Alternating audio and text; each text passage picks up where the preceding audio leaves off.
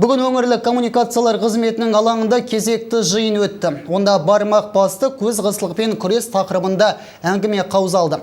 Сыбайлас жемқорлыққа қарсы іс-қимыл ұлттық бюросы облыстық департаментінің мамандары үстіміздегі жылдың 1-тоқсанында 64 қылмысты тіркеген. Бұл былтырғы жылдың сәйкес мерзімімен салыстырғанда 2 есеге көп. Орын алған құқық бұзушылықтардың 83%-ын сыбайлас жемқорлық фактілері құрайды. Заңды елемегендер көбіне пара беру, пара алу және қаржыны жымқырғандар үшін жауапқа тартылған. В производстве департамента находилось 100 уголовных дел.